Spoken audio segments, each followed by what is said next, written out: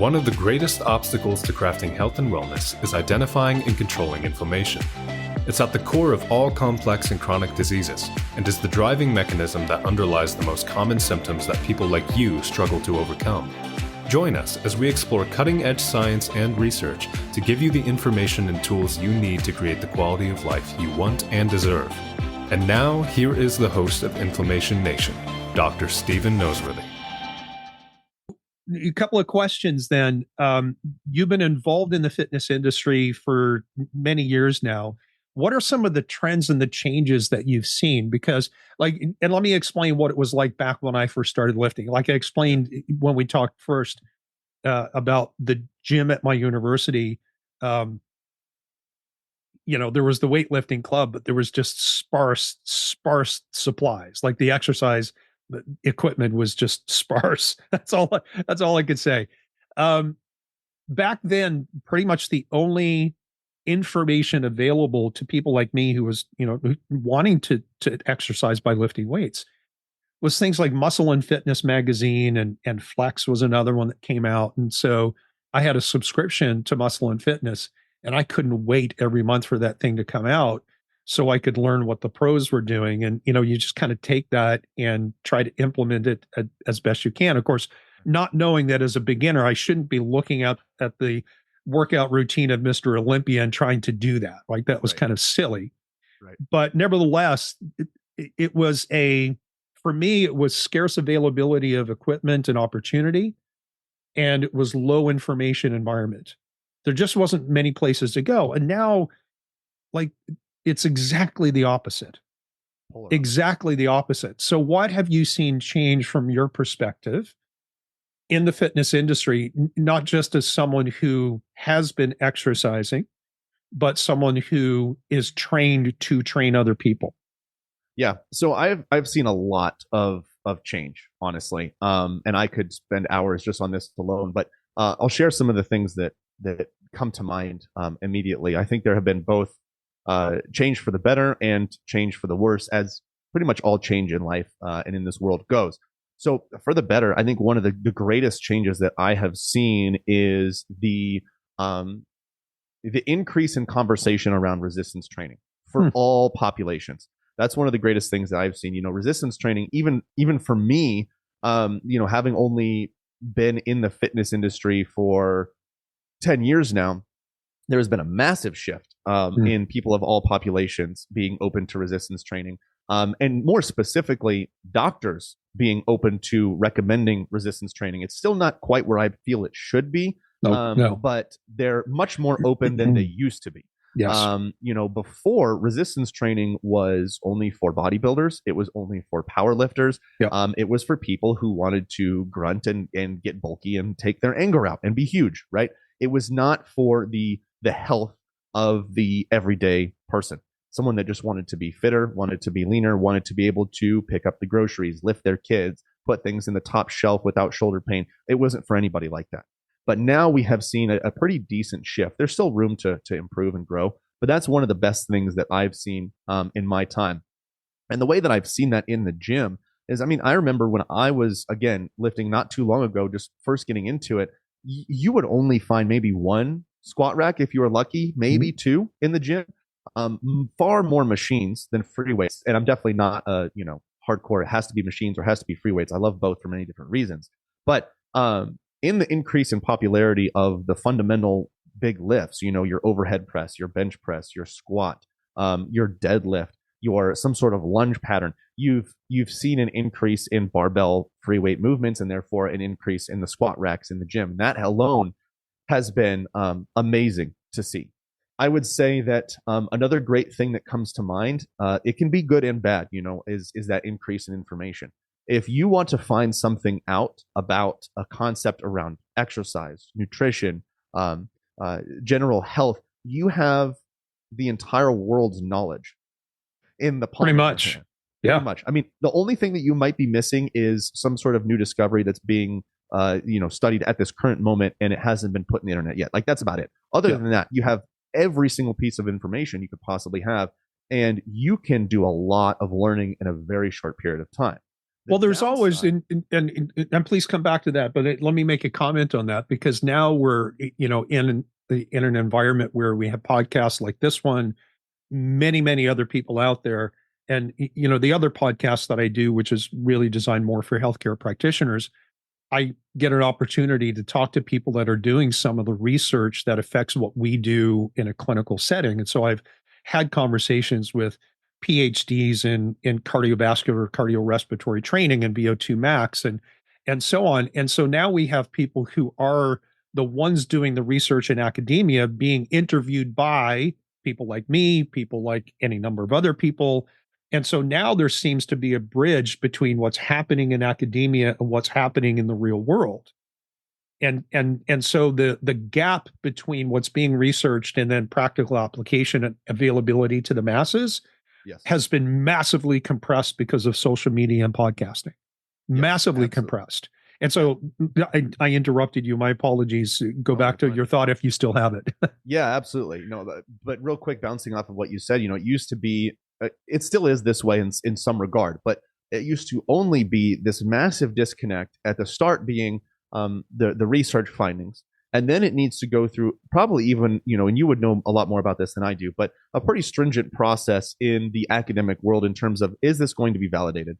Are my peers going to take me seriously? Is this something that I can replicate? Is this something that I want to stick my neck out for? And you would have all of that mumbo jumbo happening before it even reached maybe universities, textbooks, and then in the textbooks, you would have some time before it reaches the students, and then there's this huge timeline. Whereas, like you said, now you can go straight to the individual who is actively doing this research, or at the very worst, someone who is really good at reading and interpreting research and can break it down for you in a very easy way. And so that has been a massive shift for the better as well, and for the worse, which brings me back to what I was talking about. We have information overload now.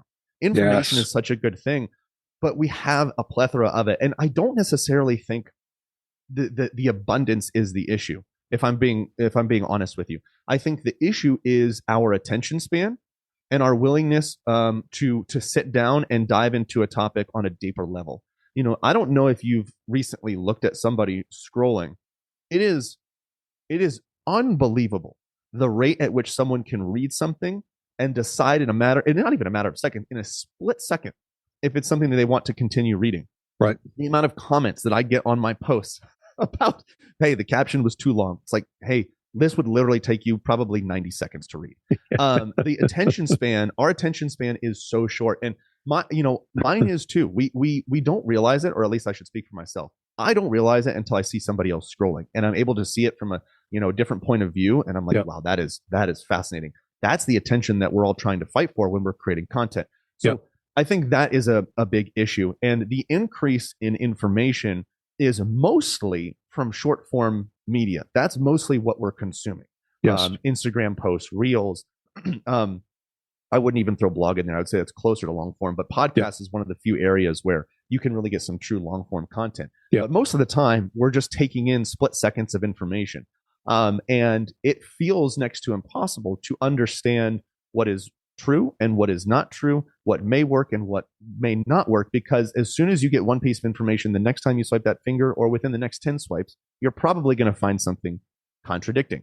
And so now you have the conundrum, you're in a pickle, right? Which one do I believe? How do I even know if one is worthy of believing? And so there is still a need for not just information and knowledge, but wisdom, to be able to understand how to take a piece of information and think and reason through it and then apply it. So no matter how vast the information gets, there's still going to be a need to be able to reason through something. And like I said, figure out if it works best for you, apply it and whatnot. So that is a massive shift that I have seen in the health and fitness space, is this abundance of information, and that leading to what we call paralysis by analysis. We're over-analyzing every single thing, so much so that we feel paralyzed and we don't end up doing anything because we don't have any confidence in what to do. Yeah, like what's right. And I see this a lot in my functional medicine practice, because there's a lot of people that do the kind of work that I do are on social media and creating both short and long form content. And yes, a lot of it is contradictory. And so I will get people coming to me and a lot of times it's because I have a level of expertise. I'm on the seminar speaking circuit. I teach other doctors. I'm not just someone doing it. I'm out there teaching other people how to do it. And so I guess at least they perceive that I'm an expert, whether I am or not. Who knows? But a lot of times they will say to me, like, I am so confused. I need somebody to tell me what I need to do because I can't figure this out on my own. And that actually was one of the questions that I wanted to pose to you. And let me state the question and make another comment about what we were just talking about and then come back to the question. The question is, how much can somebody accomplish on their own, which I think is a lot, if they can sort through the confusion? And at what point should someone raise their hand up and contact someone like you and say, hey, I need some help? But let me go back to the thread of thought that we were talking about before with the information overload creating confusion and hesitation. And I think that's important to talk about just because of that inertia that we spoke about earlier, right? That friction about getting started. If you're confused about what to do, you're less likely to do anything, right? Right. And just like when I was younger, the only information I had available to me was the programming and the protocols of the pro bodybuilders. And then I wasn't even trying to be a bodybuilder, right? And so there was kind of a mismatch between what I really wanted, what my goals were, and the information that was available. And so I guess it raises a question to me about, I know this is a hot topic, all the fitness influencers that are out there. Right. Sure. Because one thing that social media has done, and I guess this really started with YouTube, is it gave a platform for anybody to come out and say, I'm an expert. Here's what I do. Here's what you should do. And so now you have a million different voices saying different things. And sometimes they're, speaking in unison and they're in agreement. And that's wonderful when that happens. How do you help people sort through that? Right? How and what do you personally feel about this whole? Because I guess in some of it, because you do have a pretty robust social media following, technically you're a social media influencer. So what? Hear it, but you're not wrong. I know that, and I'm not lumping you in, but there's I see some stuff on the internet. Well, actually, let me give you an example. There's a guy I follow on social media. His name's Ryan Humiston. He's here in the States. And he's funny as all get out. He's entertaining. And he's, big muscular guy. He's a trainer. I don't know, the entirety of his background. I like some of the stuff he does because he'll use surface EMGs to look at different muscle activation. Like he might have the video on saying which of these different bicep exercises maximally activates the biceps. And so he might have a video on the top 7 exercises for the biceps. And I'm like, right. In thinking in my head going do I now need to be doing 7 exercises for my biceps? And the answer is no, because I'm not trying to be a bodybuilder. I want to build my body, but I'm not a bodybuilder. If people understand the nuance between that. And so I enjoy listening to these people and thankfully I have the background and the experience and the knowledge base to be able to sort through this stuff and pick and choose what I think is valuable to me. But the average person that's out there, I don't know that they have that capacity. And I'm not trying to insult anyone, but it's the information overload and maybe creating unrealistic expectations. So let me toss the ball back over to you and you can comment whatever you want to on that. Sure. Yeah, I'll do the best I can here. Being the fitness influencer you are. Sure. Because frankly, I there are so many layers to this, so many layers, and I feel like I could go down a million different roads with this. But I will just kind of spit off what comes to mind here. So, with the rise in influencers and information, I don't necessarily think that is something that is new. When magazines were around, we had the same thing. Before YouTube, it was the same thing.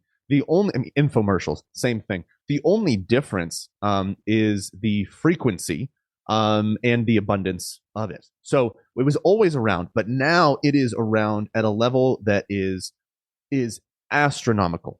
Yeah. So that's the first thing. I think we've always dealt with it. It's just, now it's just on levels that aren't even, imaginable.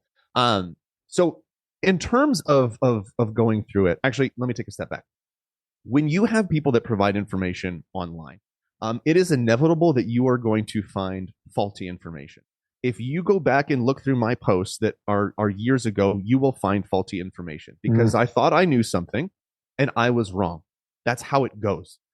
So that is always going to be there. Obviously, I want to make sure that I am doing the best I can to provide the most accurate information possible, but I am most certainly going to slip up. I am most certainly going to mess up. I don't know everything, right? That's the first thing that we all need to understand. Not everybody knows everything. Just because someone has a certain amount of followers, just because someone wears a white coat, just because someone has a PhD after their name, it doesn't mean that they know everything. So that's the first thing that we need to understand is go into it with the understanding that, okay, they might not know it all. And so I need to kind of figure out why they're saying what they're saying, right, and then make a decision from there. So, with that said, one of the most important things that we can do, and that I try to do because I'm a consumer as well. Yeah, yes, I'm a fitness professional and I'm posting and I'm trying to get clients and build a business and educate people and create valuable content. But I'm also someone who consumes information. So there is a strategy that I use to try to figure out what's legitimate and what isn't. One of the things that I like to do the most is one, narrow down my following.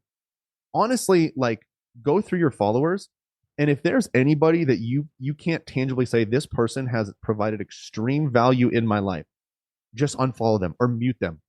Like, narrow that down. You are removing people from the voice in your head.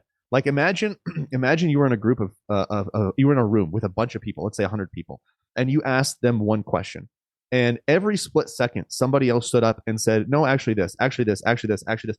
You would be overwhelmed. Yeah. Right.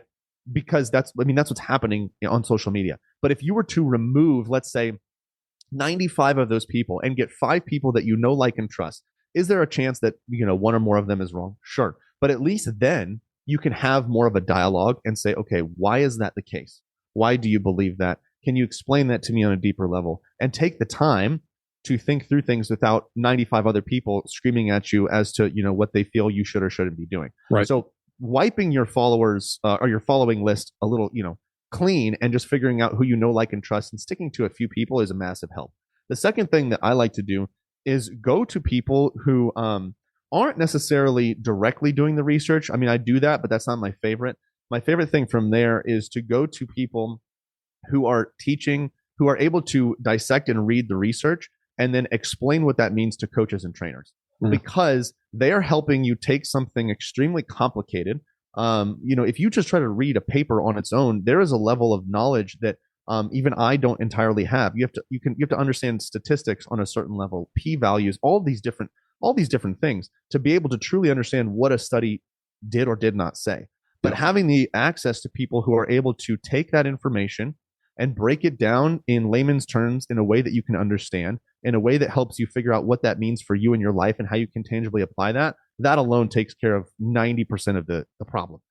So that's a massive help as well. So I'm going to pause there and see if you want to add or interject with anything in there, because I'm starting to lose my train of thought, if I'm being honest with you. It's okay. I can bring us back. So, one of the things I'll talk about, because that has become a big format with fitness influencers and people who, frequently talk about nutrition, diet, and the research that's happening there, is that not only do you have to have a little understanding of some of, statistical modeling and, what does a p-value tell us, what's an R-value, and all this kind of stuff. Being able to look at the study design, and this is kind of like the next step. It's like, because, you can maybe have an understanding of how to read a paper and come away with the conclusions and understand statistical power. But if you can't tell whether or not the study was designed properly, you're going to buy into the conclusions, and the conclusions are probably not validated. Now, I just happen to have some very close friends and colleagues that are exceptionally well-known researchers in fields of neurology and immunology in particular. And I've had conversations with them about, like, for example, one of my friends, he's actually the guy that I teach for when I travel and teach. And he got his PhD from Harvard several years ago, and that was after, several doctorate degrees and a master's in public health. And we had a conversation about kind of like the dirty side of research. And there's a lot of stuff that gets published and just taken at face value when someone who has a critical eye in the background can look at the study design and go, no, this is flawed.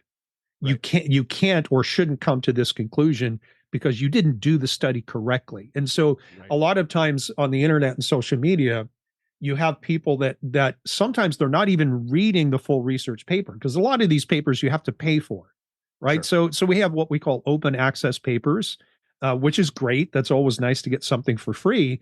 But a lot of the more recent stuff, and a lot of times these big like meta-analyses, these big reviews of other research papers, you might have to pay 30, 40, 50 bucks. And there's not many people that are going to do that. And so what they end up doing is either summarizing research in open access papers, and there's nothing wrong with open access, but not understanding how to evaluate whether the study was designed properly. And worst case scenario, they're doing it based off abstracts on PubMed for papers that they're not available, or they're not choosing to get the paper to read it with that critical eye.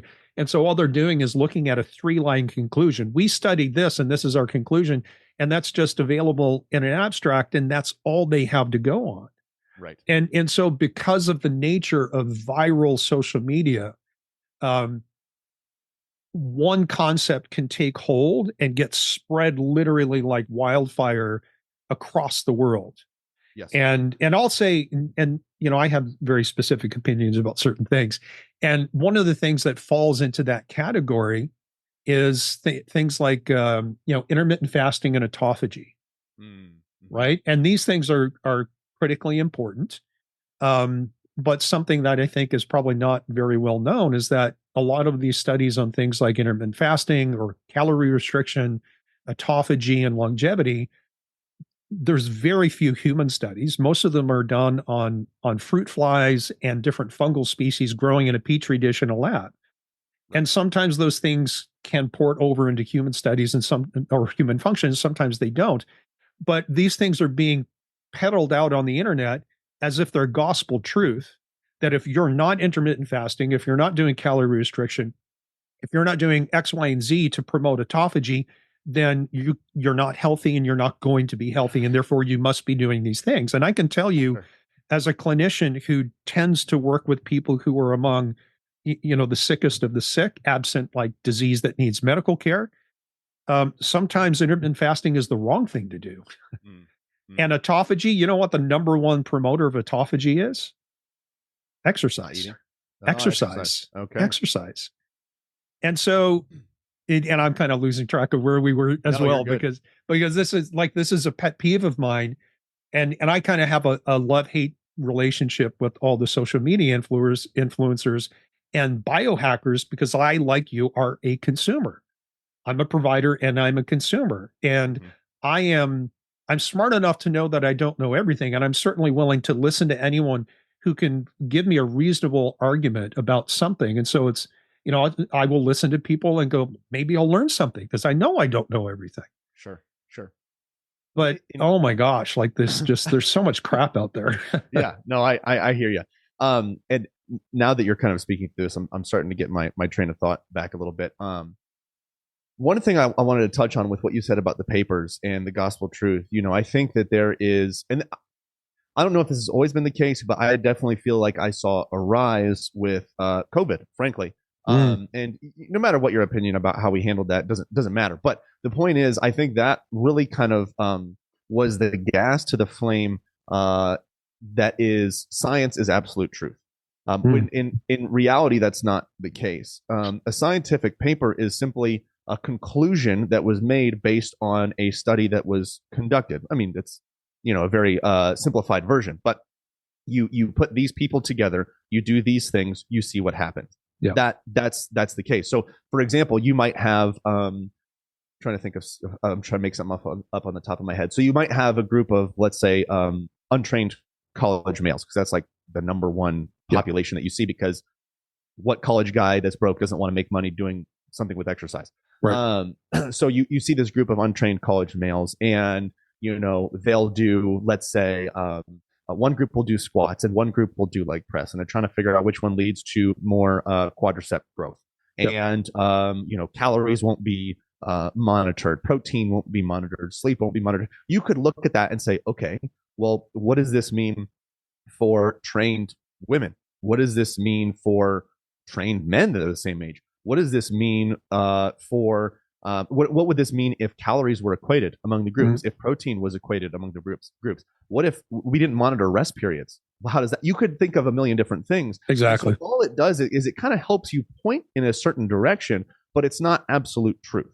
And there's a very big difference between the two. So I think that's the important thing to understand with research papers. And going off of that, one thing that I like to do and definitely recommend doing is when you find these people who are kind of at the forefront of the health and exercise science and nutrition science fields, you will see that they might have subscription models where you can pay $7 a month to have them send you a collection of papers that they just recently either went over or conducted themselves and explain to you what they did, what this may or may not mean for you in your health and fitness. That's something that I do, and I absolutely love it. That is one of the best ways that I'm able to take all that noise and just kind of turn down the volume a little bit.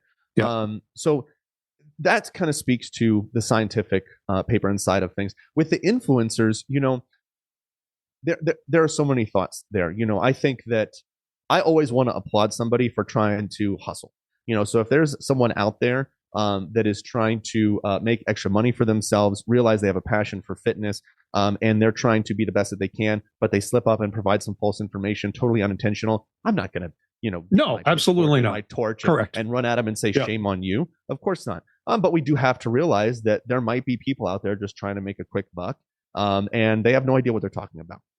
And so one thing that I kind of like to look through with people that we may call influencers is, are you working with real people? Do you actually know what it takes to take this information and give this to a mom of 3 kids who, needs to go from work to soccer practice to getting dinner ready to whatever? Like, are you able to help that person? Because at the end of the day, you can know everything that there is to know, but if you're not using that to help people, what good is it going to be to the person who's trying to get help looking at your information? So that's one thing there. Are you working with people who are like me? And I'm speaking to, you, the audience, thinking of yourself. Do you work with people like me? Can you help people like me?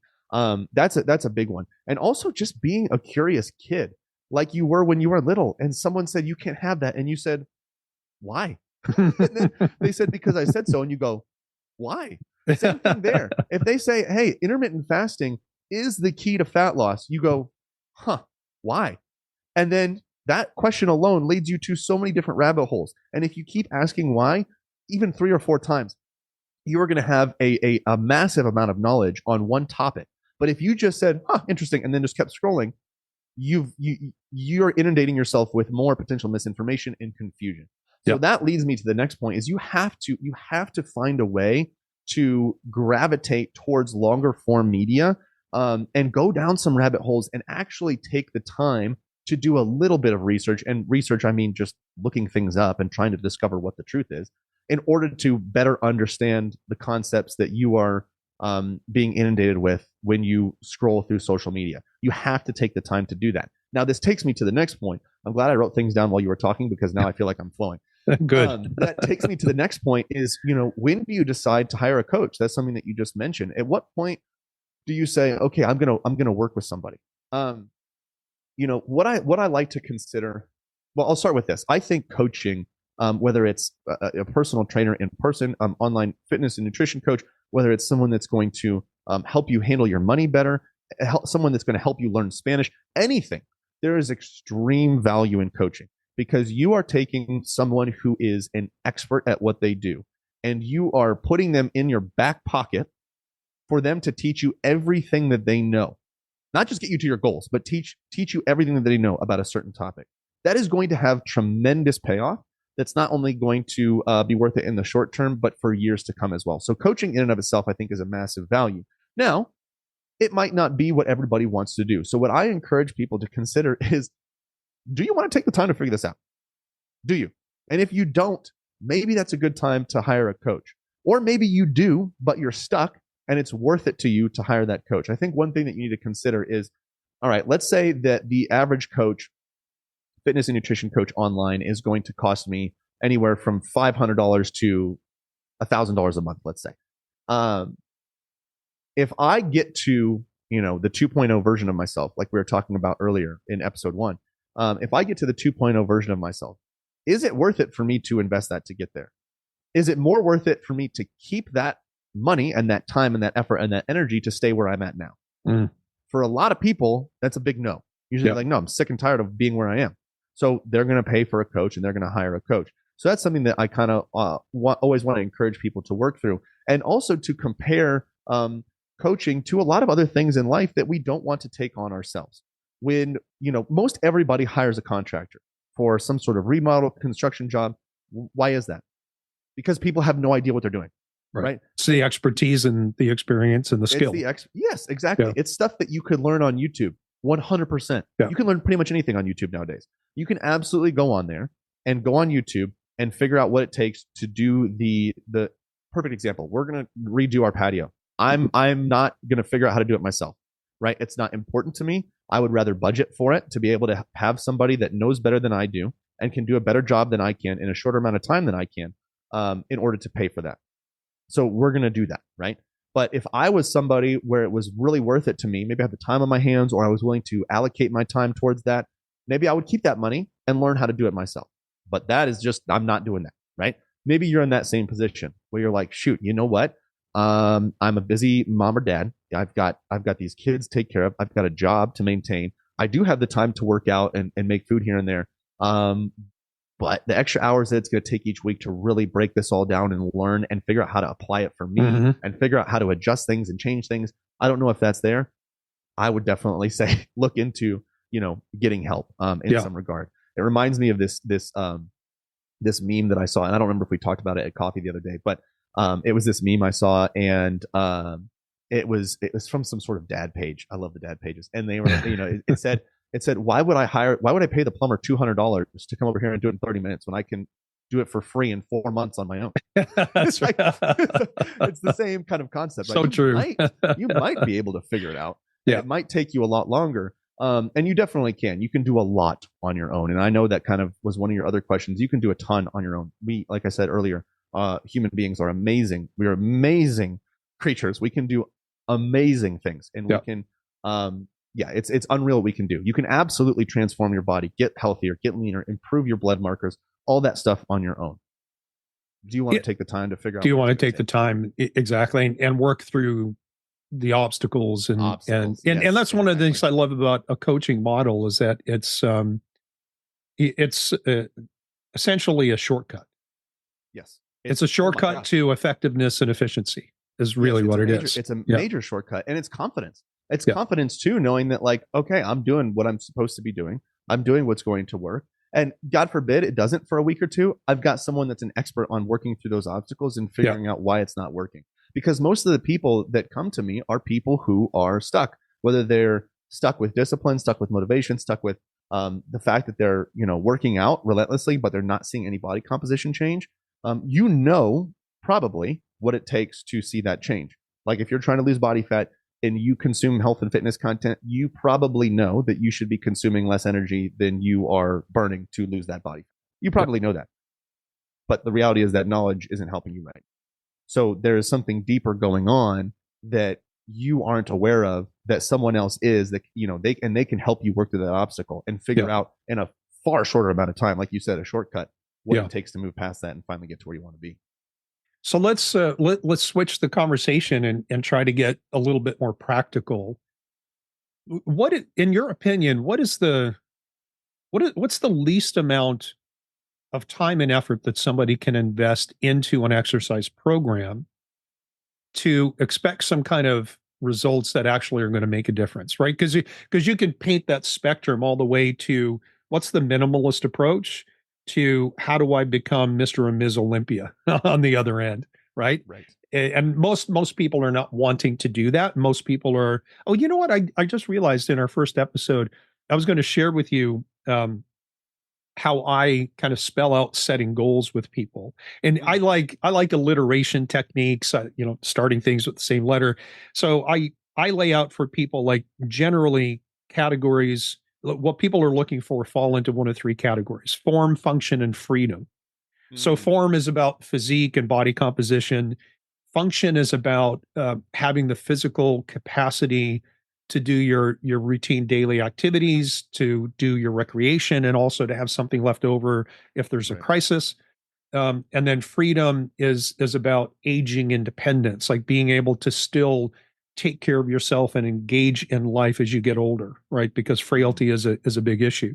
So I like to break it up between form, function, and freedom. And so most of the people that I work with, when I first asked the question, like, what do you want to get out of an exercise program? They're like, well, I just want to be healthy. That's not enough. That's too nebulous. Like, what does that mean to you? Why? Right. Whether it's I want to be able to pick up my grandkids in a Hallmark commercial or, whatever the case might be. And so back to the question of what's the least amount that someone can do that's going to help move them towards one or more of those three goals of improving their physique, their functional capacity, or to make an investment today that's going to still keep them healthy and active in 10, 20, 30, 40 years down the road. Like minimalist approach. What do you think the minimal is? Sure. So let's before we get into that, let's take a little bit of a step back and go back to our conversation about mindset, right? Yeah. I would pose this question, and I know that this question is here because we've got busy people, we've got people with other commitments, all that good stuff. But I would pose this question: why do we want to take the minimalist approach? Is it because we're looking for the greatest benefit and the least amount of work? Sure, of course. But is it also because we want to have our cake and eat it too? I think that is one of the questions that we should kind of answer. And before we figure out what the minimalist approach is, we should maybe figure out, hey, how can I better allocate my time and use my time? And this is something that my clients and I work on all the time, pun intended, is time management.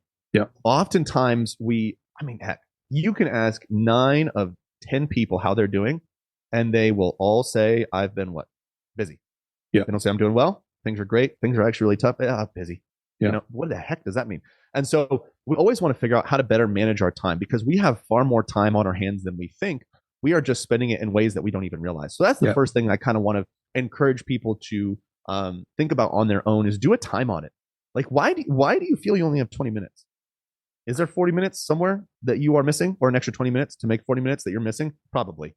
I think. Yeah. So I think what you're speaking to is perhaps the most common objection that I've heard is that I just don't have time to exercise. Yes. But if you do that time audit, you realize that they're spending 4 hours watching TV every night. Or if you look at social media consumption, and so how do you convince someone? Like, I mean, the counter to that is, listen, we all have 24 hours in a day, right? And I know people who are serial entrepreneurs who probably put in 16-hour work days and still find time to exercise and work out. Mm-hmm. And some of them have families, right? Yep. So, every once in a while, a post, like sometimes you'll see on social media, videos of guys with no arms and no legs doing, kettlebell swings with literally stumps of arms. Yes. And I'll post that. I'll go like, what's your excuse? Right. Right. And so how do you deal with that mindset where someone's perception is, I don't have time. I can't fit it into my life. Yeah. So the first thing that I would kind of say here is that when we talk about this, I don't want it to seem like we are communicating quit being a baby, too bad, so sad approach and trying to make you feel worse about yourself. You're probably, if your health is poo-poo, you probably already feel bad enough, right? We're not trying to make you feel worse. We're just trying to help you understand the reality that you actually are able to do these things and you actually do have more time than you think. We're just trying to help you find it, right? So the first thing that I would say is, what is our tolerance? What is our tolerance to trade-offs? Everything in life has a trade-off. Every single thing that we do has a trade-off, no matter what it is. If you spend time with your kids, that is a trade-off. The trade-off is not watching Netflix. The trade-off is not working out. The trade-off is whatever else you could put in there. Me talking on this podcast, right? The trade-off is I'm going to start the walk with my dog later than I expected, right? But this trade-off is worth it to me, so I scheduled it at this time, right? So we need to figure out, one, what the trade-offs are and whether or not they're worth it. Because here's the reality. If the trade-off isn't worth it to you, right? And let's say Oh yeah, my screen time is 3 hours and 41 minutes a day. So I definitely have some time, but the trade-off is going to mean less screen time and working out more. If that's not worth it to you, why are we even having this conversation? Who cares, right? So really what you're talking about is you're talking about priorities. Yes, I'm talking. Yeah, exactly. Priority. What I always talk about with clients is like, hey, let's make sure that our tolerance, our willingness to accept trade-offs matches our expectations. And that's where a lot of people are out of whack, right? And that definitely comes from what you mentioned quite a while ago in the gym of like, you see somebody and you automatically assume it takes a certain amount of time and you don't know what they went through. And, you think they might have done less than they actually did, blah, blah, blah. So we want to make sure that expectations always manage or always match our tolerance. That's the first and most important thing. So we want to figure out like what truly is important to us and what really isn't and what we're willing to shave off. So that's the first thing. But from there, we absolutely can have a conversation about, minimum effective dose. And it really depends on what the outcome is and what the goal is. Are we talking about body composition, strength? Yeah. But I know we can't spend 5 hours here talking about 30 different types of avatars. So for the sake of the conversation, we'll say that someone just wants to get stronger. They want to improve their body composition. And that means, building some muscle, getting leaner. And they want to improve their I won't say longevity, but their health span, right? The amount of time in which they are very healthy, relative to the amount of time that they live. So, what I would say is you can do a lot of damage in a small amount of time, but for the sake of giving a certain period of time, I would say you can do a lot of damage with 30 minutes, 3 times a week. But the thing I would say is the more you narrow that down, the more you should spread that out. So I always encourage people to think about their exercise from a weekly perspective, because with my clients, I'm always trying to figure out, hey, how many sets per week do we need? It's a little bit more advanced than this question, demands, but how many sets per week do we need? How many days per week are you willing to work out? How much time are you willing to work out? And then we narrow it down from there. But even just 30 minutes, 3 days a week, some sort of full body routine, you can do a lot in terms of strength, in terms of muscle development, and in terms of body composition, assuming that you're also, meeting your nutrition protocols as well. Because what we can do here is we can just take some big movements that address multiple different muscle groups for the most part, and program those in properly and use what I like to use are combo sets. I do these in my workouts all the time, but basically you're taking, antagonist muscle groups that are opposing, for the lack of a better word, to each other, and not superset them. So a superset would be one exercise straight into the next and then your rest period. But a combo set where you're doing one exercise, maybe like a minute rest or so, the next exercise, and then a minute rest. That can really help you shrink your workout time quite a bit. That, honestly, that's a strategy I use every time I work out, because one, I hate sitting and resting long time between sets. Yeah. I'd rather be doing something than nothing.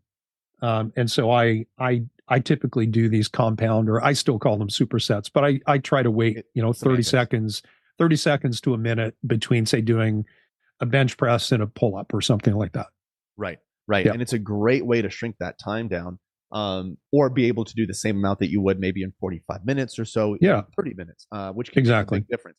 And at this point, if we're just having a conversation about the minimum work for the maximum effective dose, we don't need to get into the weeds about, for example, fatigue being mostly local, like for your chest, and then, you're not going to be too fatigued going into your back, although there can be some effects. I'm not going to get into the weeds about like, well, if you do a big bench press and then you go into your big row, you might be impacted with the amount of reps. That's not part of the conversation, right? Yeah.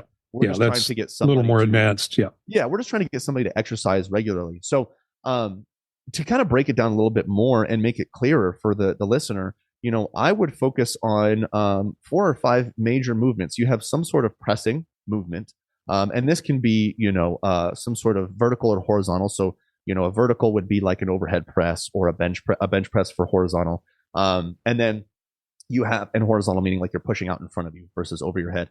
You have some sort of pulling movement. This can be a pull up, a row, bent over row, pull down, something like that. Because with both of those, you're addressing not just the movement of pressing, where you might need to get up off the ground or whatnot, but you're addressing your chest, a little bit of your delts, and some triceps in there. And then with your rows, you're addressing, depending on kind of what you do, your back, a little bit of your lats, your biceps. You're getting a lot there. And then we can go into other big movements like your squat or lunge pattern. some sort of a hinge pattern, which would be like a deadlift, a Romanian deadlift, or a hip thrust. If you do all those, 4 or 5 of those, you're going to have a great workout routine that's going to allow you to build a significant amount of strength and not spend every single waking minute that you have in the gym. And so an even simpler layout, you could do your, you want to think about what is going to exhaust you the most and do that first. So if, for example, if anybody has done a set of Bulgarian split squats, they know that that's the worst thing on the face of the earth. And so that's going to be most fatiguing. So you do that first, right? You could do your squats, your split squats first, and then maybe you go into some sort of hinge movement, like some sort of Romanian deadlift, and then you go into your bench press, and then your row. You're already you're done, right? Yeah. 30 minutes, no problem. So that's a great way that you can spend a smaller amount of time and still get some decent results. And with some tweaks here and there, you could do, 4 days a week, 5 days a week for 20 minutes. Kind of just depends on what you're willing to do. And that's why I always bring up the tolerance first. Is every single time with a new client, I ask them, how many days a week are you willing to give? Because I want to meet them where they're at. If they say 6, I'm going with 6. A lot of trainers would say, well, I know that's not realistic. I'm only going to go 5 or 4 because they think they can do more than they actually can. But I'm more in the camp of, if they have the motivation, I'm going to use that while they have it. And we can customize the program later on if it becomes a little too unrealistic or daunting to keep up with the 6 days. But while they have that spurt, I'm going to use it. So I'm always asking them, what are you willing to do? How many days per week and how much time? Start there. Then let me how to break things down. Let me summarize, and then I've got a couple more questions. I think you and I are on the same page in so many different ways. So what you're talking about in terms of this minimal effective dose, like what's the least amount? You said, 30 minutes, 3 days a week, focusing on compound lifts. So things that use multiple joints and muscles at the same time. And hopefully listeners are familiar with that because I've talked about this before. And having an exercise split that is kind of like a push-pull leg, right? Push-pull legs, right? You could do something like that. And so essentially you're doing a full body routine-ish 3 days a week. And you can spread things out just a little bit. Like, so, you can do a hip hinge on Monday as a single exercise, and you can do a knee hinge exercise, like a squat or something on a different day. But generally you're kind of in that range. And then also using time compression techniques like supersets or compound sets to take advantage of the rest period between 2 sets of the same exercise. Correct. So you do a horizontal push paired with a horizontal pull, or a vertical push paired with a vertical pull. So some kind of a row and a pressing movement, separated by maybe 30 to 60 seconds, just so that you're not wasting time. And like you said, you can get done in 30 minutes what other people would take 45 or more. Right. Totally on board, completely on board. When you talk about either doing 3 days a week in that fashion or moving up to 6 days a week, if someone says, I have the availability and the motivation to do that, because all we've talked about is resistance. Where does cardio respiratory training fit into that? And do you have a preference? Because I shot this to you as a question earlier. Do you have a preference of cardio versus lifting? Absolutely. If I had to pick one, like let's say gun to my head, I had to pick one form of exercise to do the rest of my life, I would absolutely pick lifting, hands down. Yeah, because me too. you can get cardiorespiratory benefits and adaptations from resistance training, in addition to the neurological muscular adaptations as well. But it's a lot harder to get both with the cardiovascular training, right? So anybody that's done a heavy set of squats for 10 plus reps knows that the heart is pumping, during that set and after that set, and it is hard.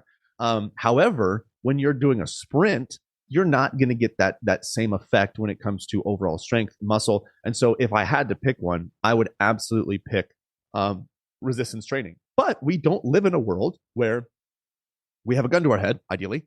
We don't have to make that unless we have really concrete, not perceived, but truly concrete limits on our availability. Right. And so, if when it comes to the cardio and lifting conversation, we have to first understand who we're talking, right? For the people that I work with, they are trying to improve their body composition. Okay. Yes, they want to be healthier. Yes, they want to be stronger, all that good stuff. But their most important goal is that they're trying to decrease their body fat percentage by losing body fat and or building muscle. That is like hands down the most common goal. And so what we do see with and I will for the sake of this conversation consider resistance training and strength training the same thing. Yes. When we see strength training on one end of imagine a continuum or a spectrum, and then we have cardiovascular on the other, both being adaptations that our body is making. There is a little bit of a game of tug of war.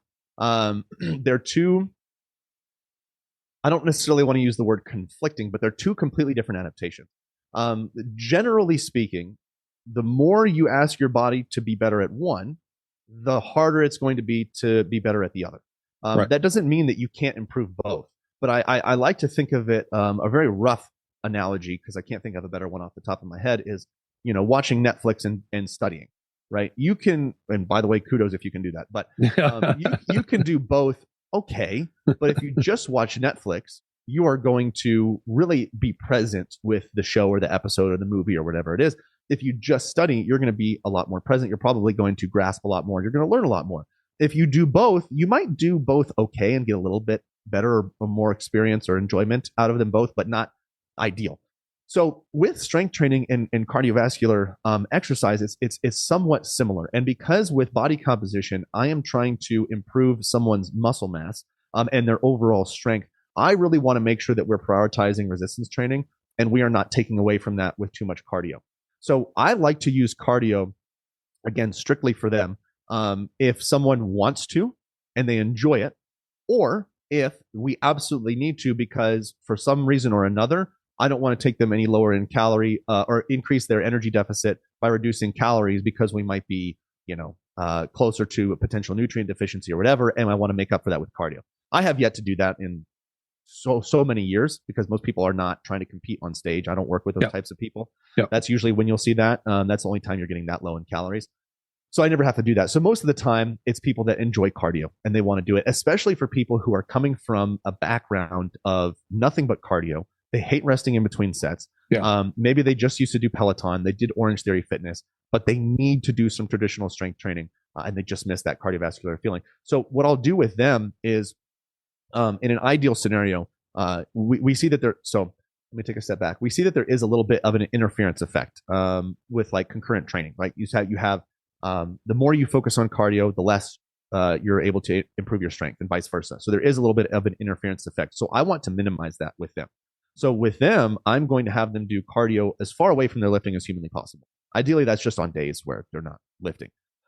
If that's not realistic, I'm going to have them do that on the same day, but as far away as possible. So maybe it's like AM cardio, PM lifting. Mm-hmm. And again, this is a conversation for people who are they're into it. They're loving the gym. They're loving working out. They want to maximize their body composition. I understand that's not everybody. And then from there, if that's not realistic, I want to sprinkle it. So let's say they need to do a 40-minute session. I'll try to sprinkle it throughout the day. Do a few 10, 15-minute sessions, or if they're supposed to do 20 minutes, I'll have them do 10 minutes before their lift, 10 minutes after. To minimize the amount of time that they're doing that cardiovascular activity, to therefore minimize that interference effect. And if that's not realistic, then if we need to do it, I'll just have them do it after they're lifting.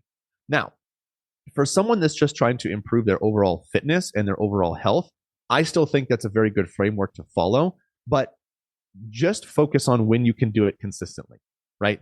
Don't worry about anything else. Just focus on, hey, when can you most consistently get your cardiovascular activity in? And maybe instead of focusing on lifting 6 days a week, if you want to focus on improving your cardiovascular fitness, just lift 3 days a week and do lifting lifting 3 days and do cardio the other 3 days.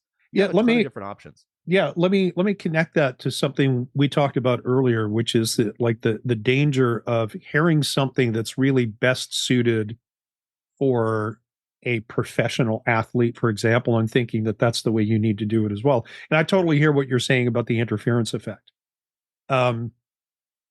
When someone's a professional, let's say it's a power lifter, and they have 5+ years of lifting experience, right? It takes an awful lot of effort to improve by 1%. Sure. And so a lot of times they'll put out content that's geared towards getting that 1% improvement. And these are maybe training techniques that don't really apply to the average person who either is a completely beginner or maybe have been lifting intermittently for maybe 2 years or so, right? Mm-hmm. Mm-hmm. And so, and like I said, I totally get about the interference effect. But I wonder, for the average person, is that something that we really truly need to pay attention to? And the reason why I'm bringing that out is because, yes, there are people who their primary goal is the form aspect, right? It's their physique, their body composition. Sure. A lot of the people that I work with, it's, it starts with, I just want to be healthy, but in reality, it's, I want to be able to do things and have fun, and I want to be healthy in 30 years, right? It's the longevity question. And clearly there is a direct correlation between things like VO2 max and longevity. Mm-hmm. And, somebody, again, got into my head and said, what's the best way to improve your VO2 max? I would be tempted to say it's some version of cardio training, like intervals, okay, or, sustained. But again, it doesn't mean that you can't do that with weights. Like, join me on a Friday when I'm doing my kettlebell work. I can guarantee 100%. That your heart rate's going to be up close to your max. And so clearly you can do it. And a lot of it just simply depends on what your goal is and how you program the exercises, because you can do a squat, a bench press, whatever, 20 different ways. Mm-hmm. You can do it to promote cardiovascular training, local muscular endurance, speed, power, strength. And this is all where the magic of the programming comes in. And so, going back to this minimalist approach, and you said, well, somebody might say, I have 6 days available. Do you still stick with that 3 days a week? We're doing resistance training, full body style. And then on the other 3 days, you're doing cardio, some version of that. So you're doing lift, cardio, lift, cardio, lift, cardio, day off. Is that the way that you typically would approach that? And if it's not, why not? And what do you think is more effective? So it's a good question. It's very hard to get into the why without first discussing the needs of the individual. So again, if someone says they can train for 6 days a week, right? And I want to meet them where they're at with that, and they say that they can, they can do 6 days a week. I'm also going to see what they've been doing before. How many sets per week have you had up to this point? Do you need more? Have you been doing too much? And you're kind of doing some junk volume, some wasting some sets in there. That's going to determine what they're doing on certain days and how much they're lifting. So Let's say I've got to shove, this is extremely rare. I can't even think of a scenario in the last 5 years, but let's say I've got to shove 20 working sets into a week.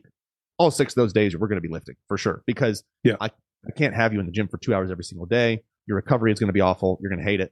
And it's going to be horrible for your schedule. But let's say someone, only needs 10 sets per week per muscle group, right? 10 sets per muscle group per week, which is pretty common for the average person. I would say maybe even less.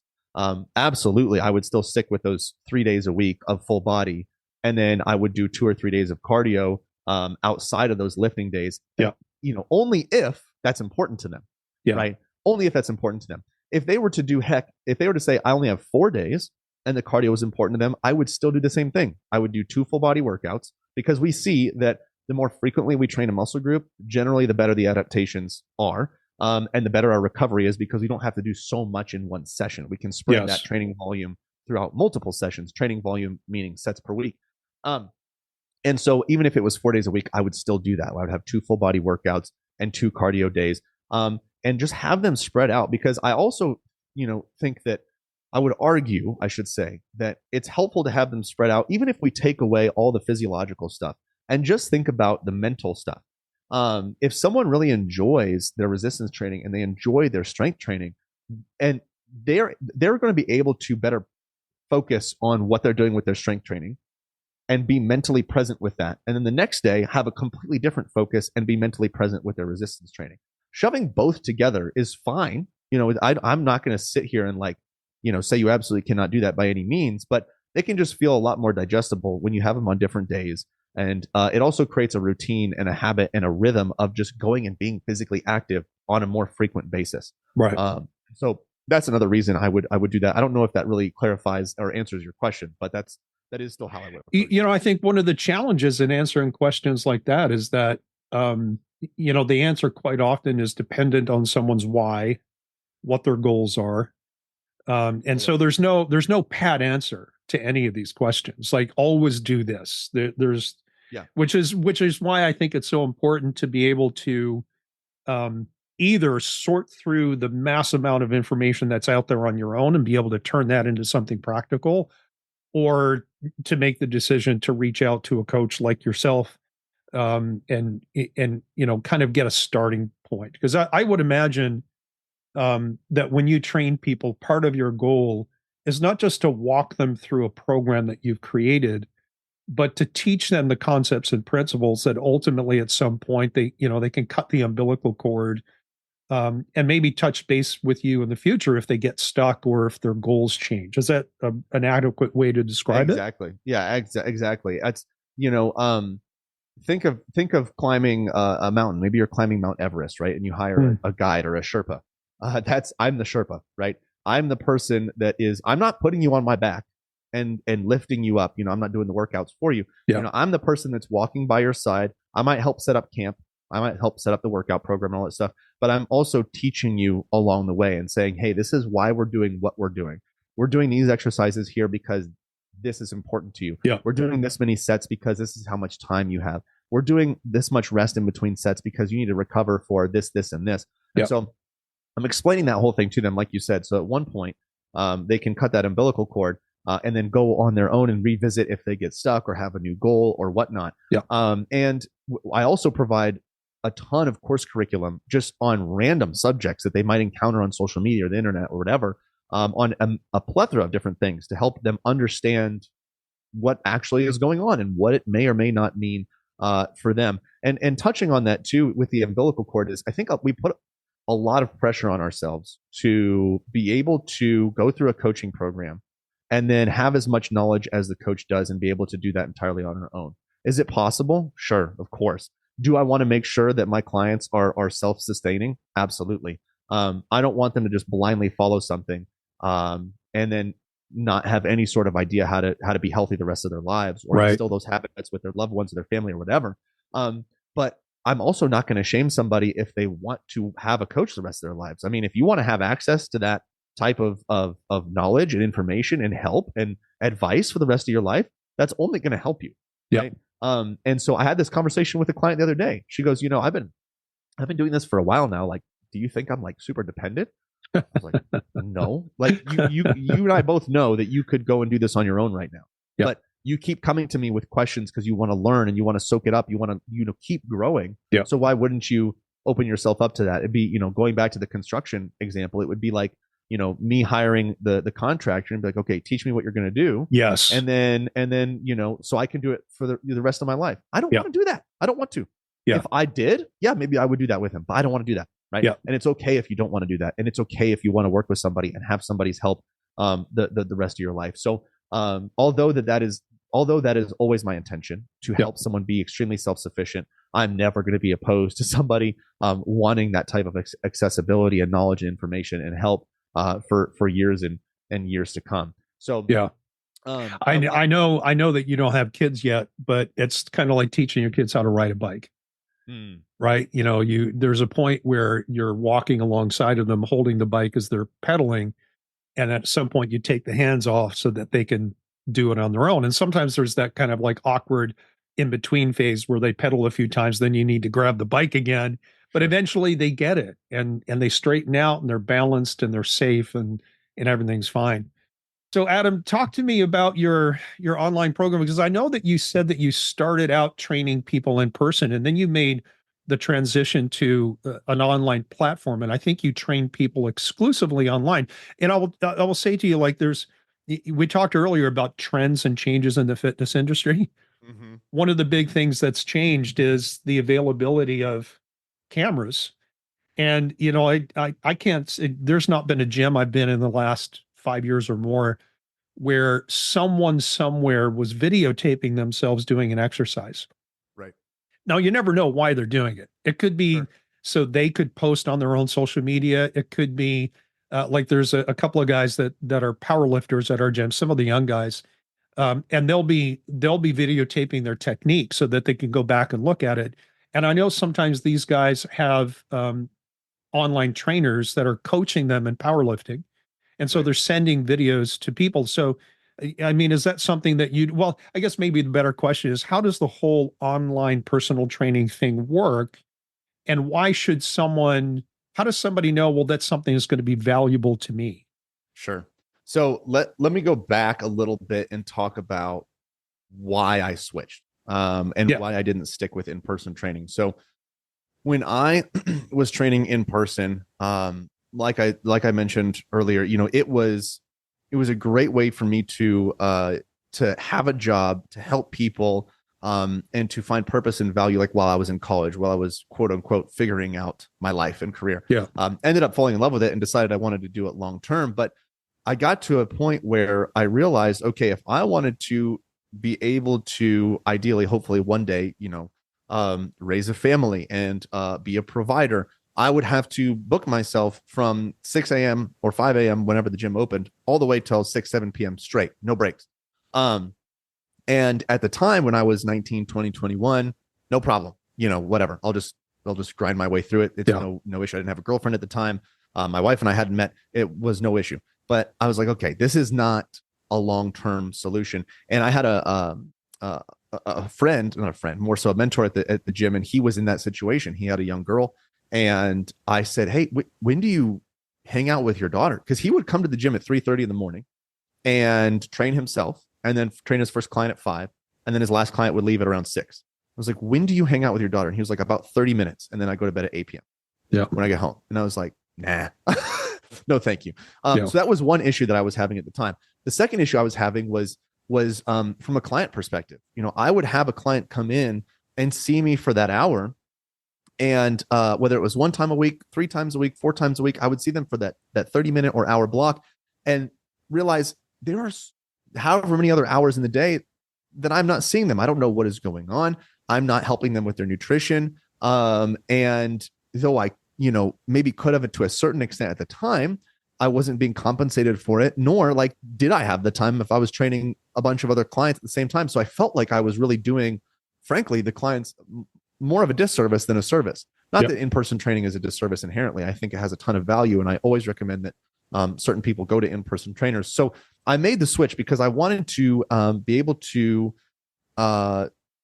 just have a more all-encompassing approach with clients, their training, their nutrition, their mindset and beliefs, their behaviors, everything.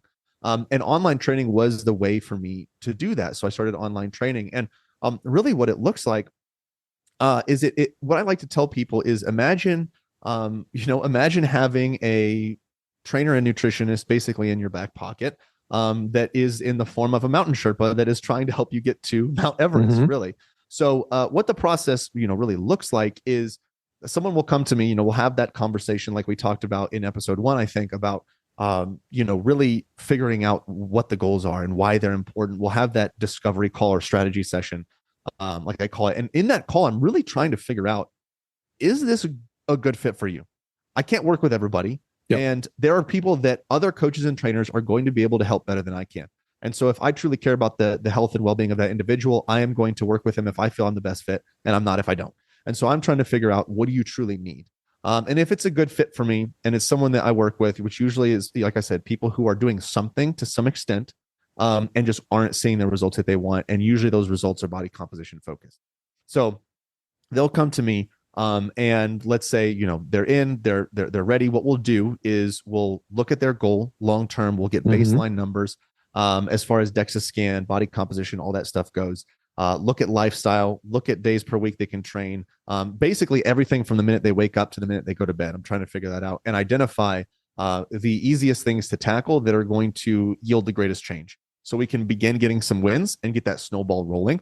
I map out their training program for them. So they'll take their phone and their app, and they will go into the gym, and they'll have the exercises they're supposed to do, the amount of sets, the amount of reps, the rest period in between those sets. They'll be able to track all of their progress, all of their stats, all that good stuff. So this is where I pause and I say, if you have no experience with resistance training, you should be seeing an in-person trainer. Okay.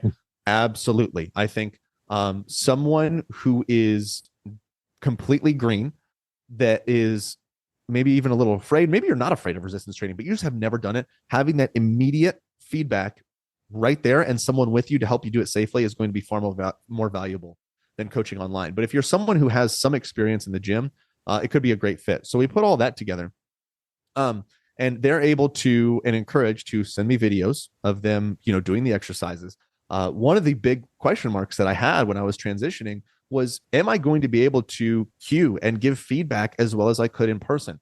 And it turns out, yeah, I absolutely can. Can I do it in that instant second? No, because they're not propping me up on Skype as their resistance training. But when they send me that video, I'll say, okay, yeah, we just got to tweak this, and this. Next video, they send it to me, and we're golden.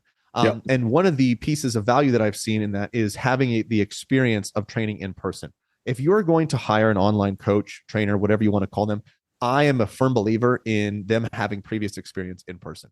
Could there be an anomaly? Sure. But I feel that if you have that in-person experience, you're going to be a far better coach online. You're going to be able to pick up things that other people might not have been able to pick up before. You're going to be able to hear things that the individual is saying and figure out what that means in their workout that you probably didn't before if you didn't have that in-person experience. So they'll send me videos of them doing exercises. We'll keep track of all that stuff and make sure that it's a scalable process and program and routine that they're actually seeing measurable progress in. I'm not just trying to get them to train to work out hard and get sweaty. I want to see, hey, has your 10 rep max changed? Are you actually getting stronger, or are you just feeling like you're working hard? Because both are fine, but we really want to make sure you're getting stronger. So do you program in periodic assessments?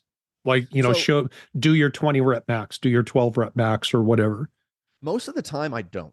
But you have their training data that you can spot that trend, right? Because you use Correct. So I won't have them go in that day, be like, okay, today in your workout, you're going to perform a 10 rep max. No. When they're plugging in all their stats, I can see those trends.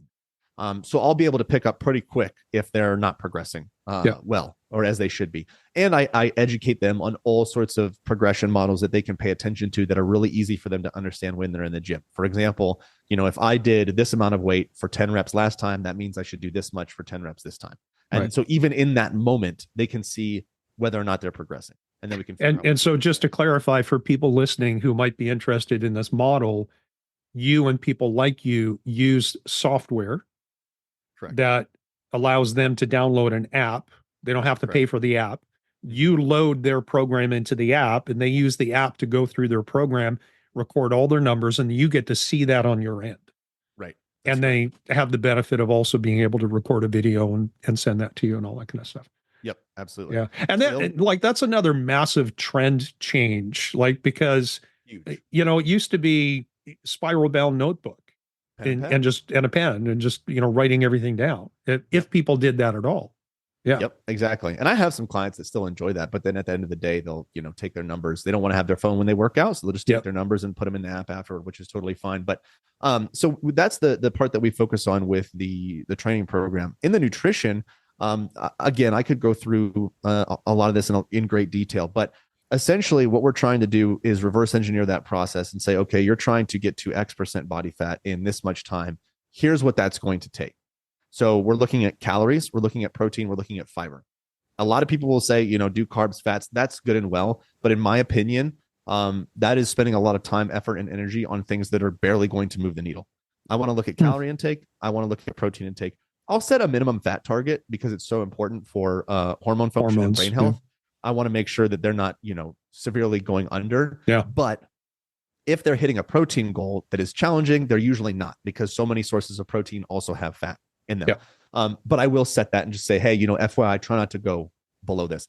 And so we're looking at calories, protein, and fiber. And the reason I look at fiber there, try not to go into too much of a tangent, is just because it's not going to have any direct effect on body composition like protein would. However, it is really going to challenge you to improve your diet quality.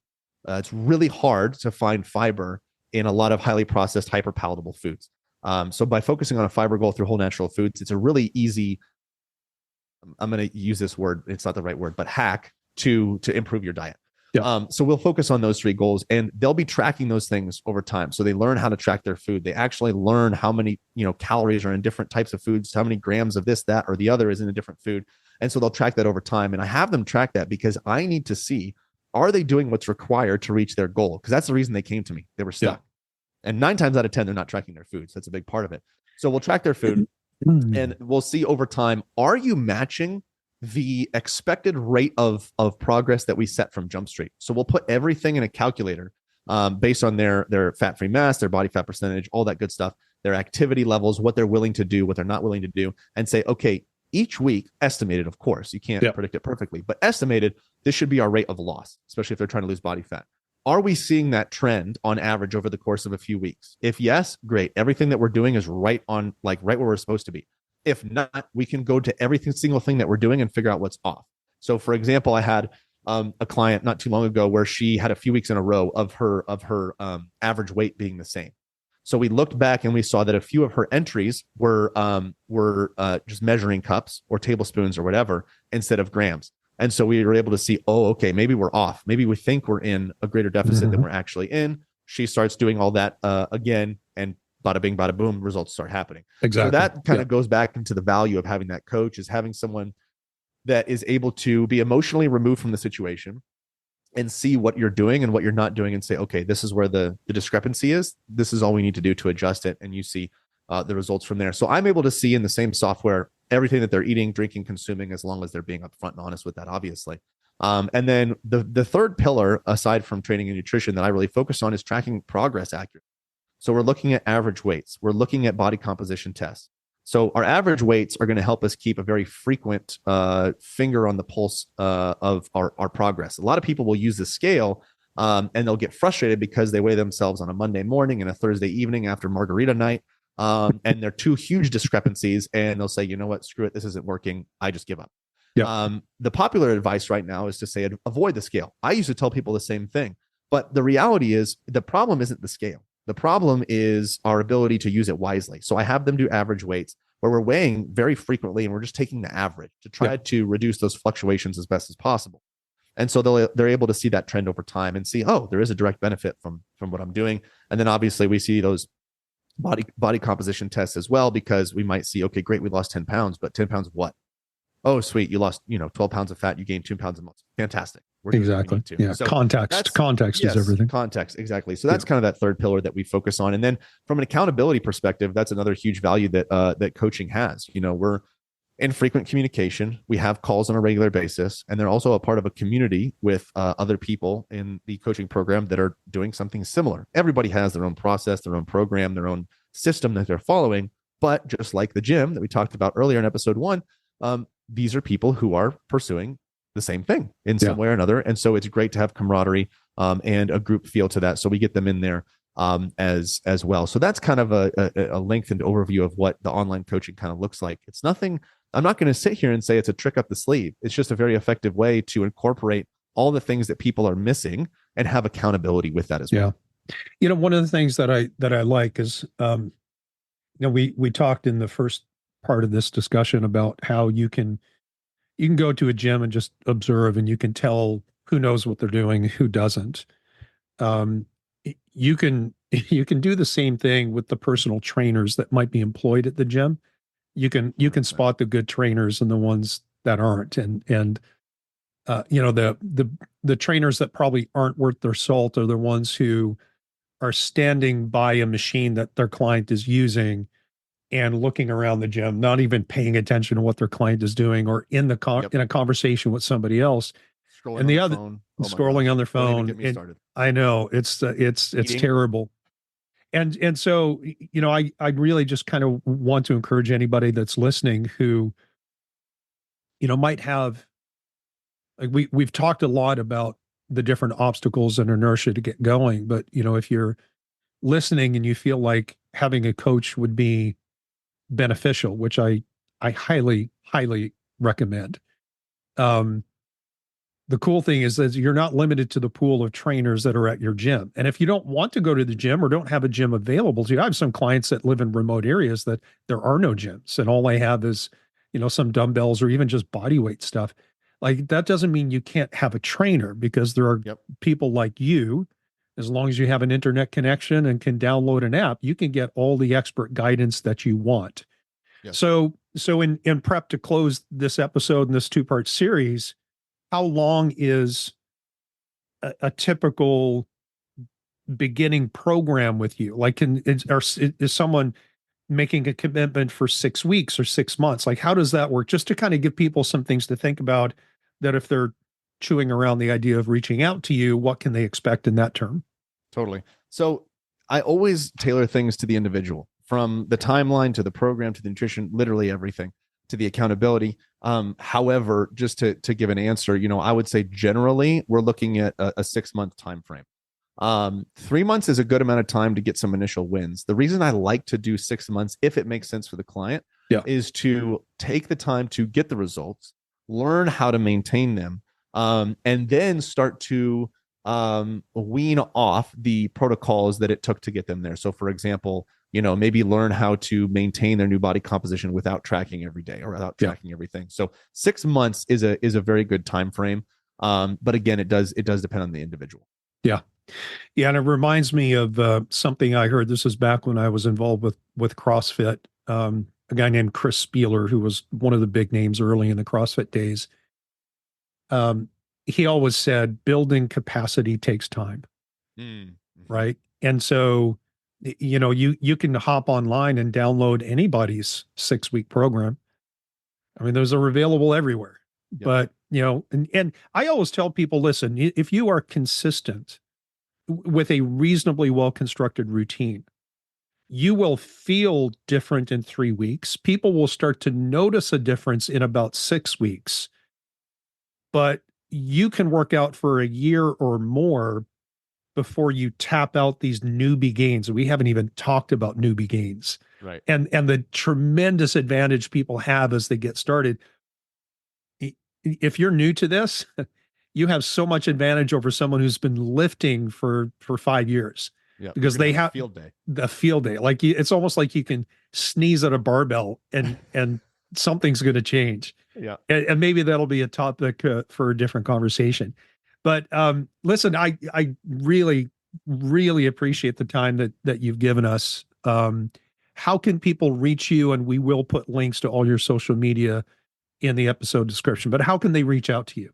Yeah. So it was an honor to be here. Thank you for letting me be a part of this. I'm most active on Instagram. So my handle is Adam Poehlmann, and my last name is tricky, but it'll be in the show link. It's Poehlmann. So Adam Poehlmann _PT. That's my Instagram handle. You can find me on Facebook, Adam Poehlmann as well. But Instagram is where I'm most active. And then my website would be poehlmannfitness.com. Thanks for listening to Inflammation Nation. If you enjoyed this episode, make sure you subscribe to our podcast. Be the first to know when a new episode drops so you can stay on top of your game. It also helps others like you find the answers they need. You can use the links in the episode description to check out Dr. Noseworthy's self-learning programs for thyroid, detox, and gut health. Or you can submit a question for the podcast and even reach out to Dr. Noseworthy directly.